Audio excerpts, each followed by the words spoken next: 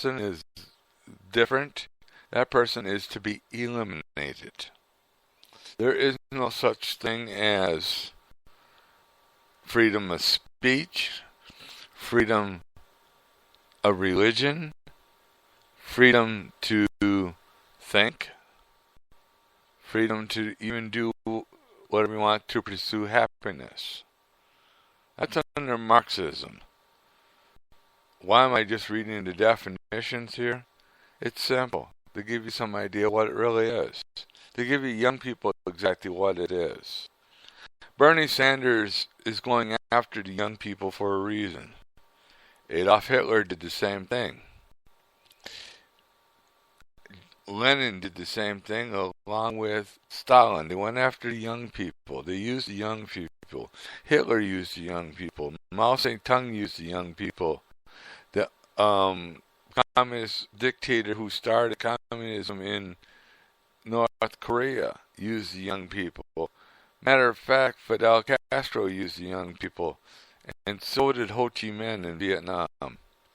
Now, they're all named here as what they used underneath the definition of Marxism. And we could define communism as the same thing.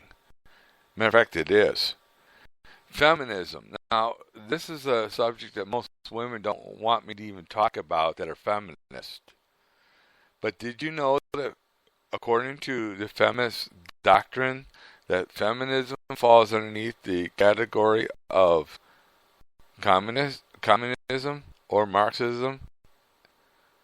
That's correct. Feminism does fall underneath that category. Here's why. According to the feminist, all feminists are the same. Males are to be treated as the same as a female, and a female is to be a male. Or, and here's the or part. I'm going to read you this or part. Or a male is to wear the same clothing outfit as a female in order to produce equality and to be equal as one human being. As a female human being is to be, and also it goes on to say a female is to be the same as a male according to feminism. Now let's go back to what Karl Marx had to say. Karl Marx said it this way, and underneath the definition it says, all human beings are the same and equal to have equality. That's what is also said. Now let me read you something from, this is from the ACLU. The ACLU states that all human beings are to be equal and to have equality all as one. Labor unions here in the United States. This is the Auto Workers Union. Every worker is to be the same no matter what their gender is. Everybody is to be treated equal and to have equality underneath the guidelines of the controlling union members. Underneath the guidelines of the controlling union members. I read that twice to you. Well, in all reality,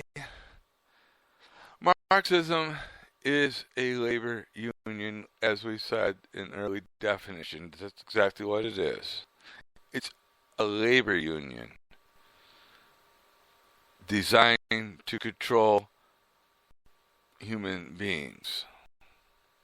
So when we look at Marxism, we're looking at a couple things here about the idea of everybody is to be treated the same across the board. If you disagree in a labor union, you don't have a job. You're out. You're to be out it. Matter of fact, I know they don't like conservatives at all. They don't like the idea of the right to choose whether you want to join a union or not, or the right to work laws. They hate those laws. They want to force everybody into the same melting pot. And that is it. We define Marxism very well here. I captured and went across the main points here that's in front of me. And I've also caught some of these newspaper articles like Obama compares Islam. He likes Islamism. That's one article. There's another article that I read you about how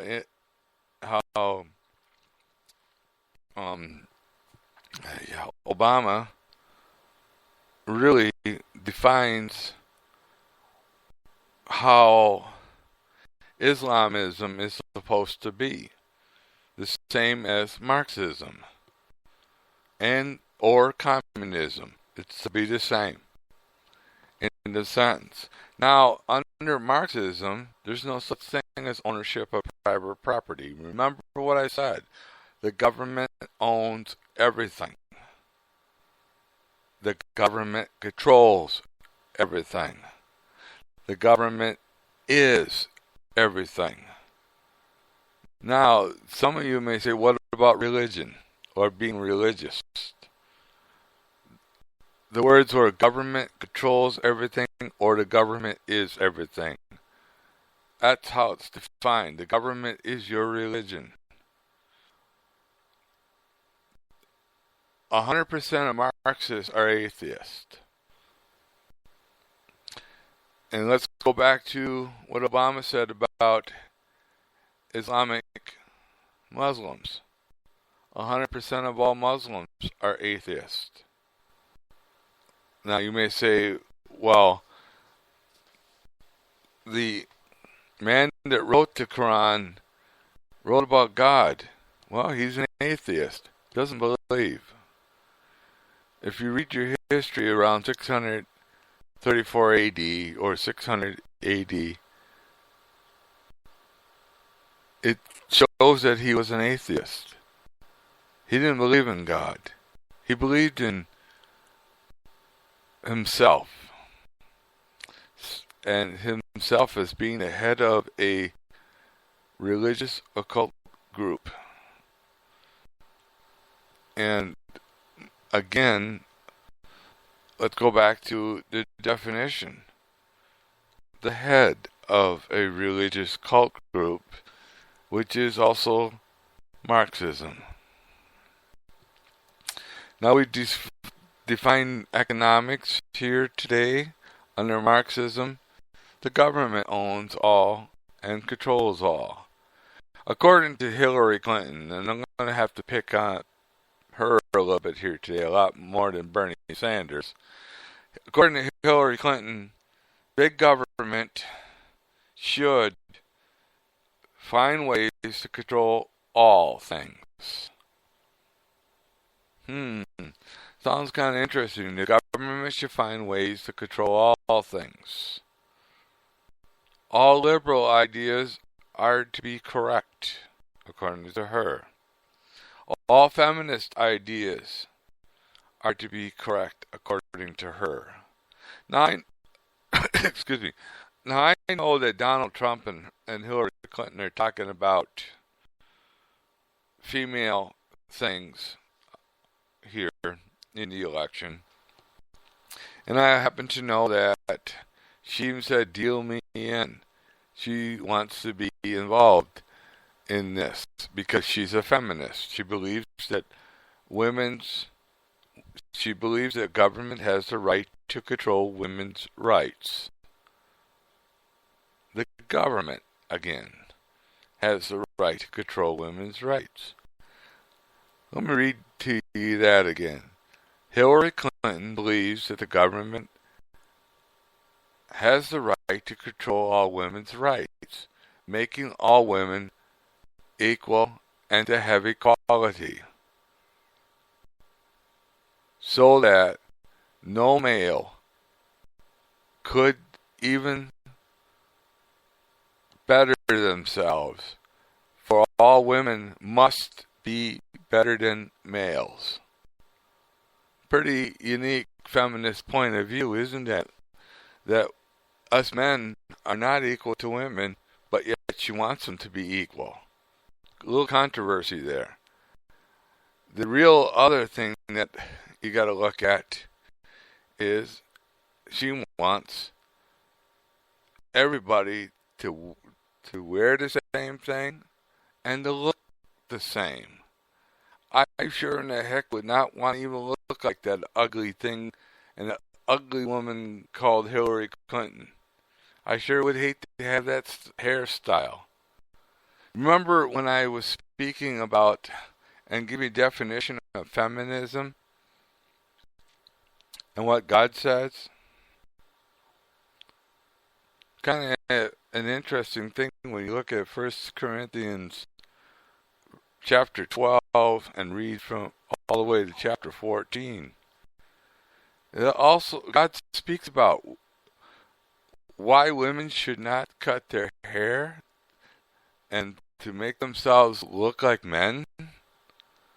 Believe it or not, this was being done in the days of Paul in Corinth. Women were cutting their hair to look like men and putting on men's clothing to look like men, because they felt that was more attractive. That's not attractive, ladies. You look hideous. I like a woman with long hair, by the way. Let me tell you a little story. About 3 weeks ago, I went someplace, and it was a place where they were just gathering and everything else. One lady came up to me and asked me if I have any desire to dance with a woman. And why aren't I dancing? Well, I'm in a wheelchair for one thing. It's not easy to do. And I told her, the truth is, I don't feel like dancing because I don't think anybody wants to dance with me, for the first thing. And number two, so far I've seen women with short hair. I'd like to see a woman with long hair. She got mad at me for that. And I explained it to her. Then all of a sudden she said, you know what, that does make sense. A woman's glory is with her hair. Interesting, isn't that? Marxism would say a woman should cut her hair. A communist would, to make herself look like a man. And on the other hand, we see the feminists wanting men to look like women. They even come up with this famous little mythology called transgendered, where, well, I was born a woman, but I feel like a man, so I gotta go into a men's bathroom to pee.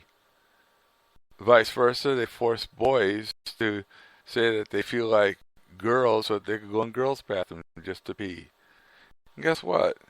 You have a crime being committed. It's called voyeurism, where a boy wants to look at a girl standing up to pee like a man. Or vice versa, a woman wanting to look at a man to pee, even like a woman.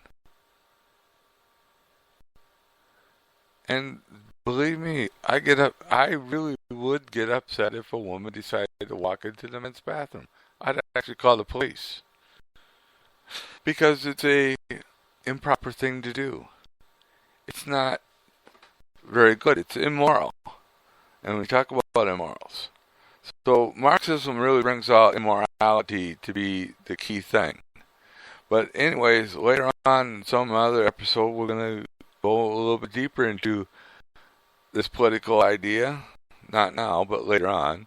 But to those that do not believe in Jesus Christ as your Lord and personal Savior, and to those who do, I'm going to say it this much. May the Lord bless you and keep you. May the Lord's face shine upon you and be gracious unto you. May the Lord lift up his countenance unto you and give you peace, the peace that has surpassed all human understanding. So keep your hearts and